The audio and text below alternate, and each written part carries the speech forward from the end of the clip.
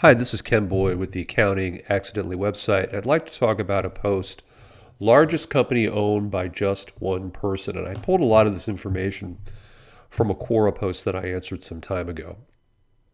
And I think that this article proves that accumulating massive wealth is still possible in business.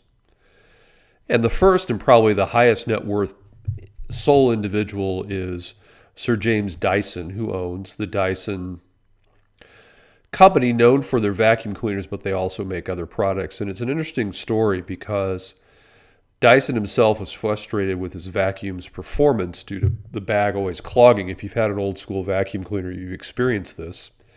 He went through 5 years and 5,000 prototypes before he came up with the first bagless vacuum. And I use a Dyson all the time. I think they work great. He added on other products, and the New York Times lists his net worth at over $6 billion. And I think the lesson here is that innovation and continuing to try to innovate can have a huge payoff.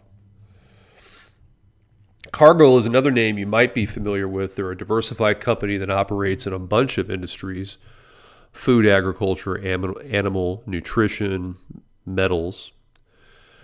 And they're owned by the Cargill Macmillan family, and there's 14 family members who own 88% of the company. The combined net worth is over $49 billion. This all started with the founder, who started a grain storage business in 1865, went into railroads, and became very wealthy.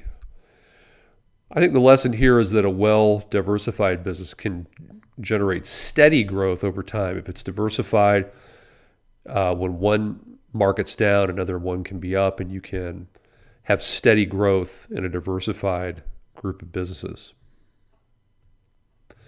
And finally, three that I mentioned here, names you know: Mars, the candy company, like that make Three Musketeers. Mars also has a pet care brand. Pet food and pet items is a growing, stable industry. And a lot of people are entering the pet business because so many people are dedicated to spending money on pets. The three large accounting firms, Deloitte, Ernst & Young, PricewaterhouseCoopers, all generate annual revenue of over $29 billion. People still need accountants, particularly very high-level accountants. And finally, I'm in St. Louis. St. Louis is the home of Enterprise Holdings, one of the largest privately owned companies in the world, owned by the Taylor family.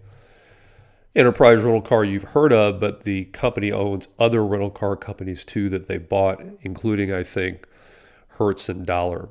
So I think the last lesson here is that all these companies sell simple, low-tech products, the three mentioned here: Mars, the accounting firms, and the car rental. If you can sell a low-tech product that people want and need, you can have success.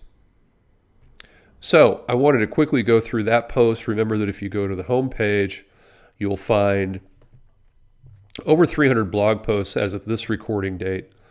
You'll also find, if you go halfway down the homepage, 400 accounting videos linked to my YouTube page.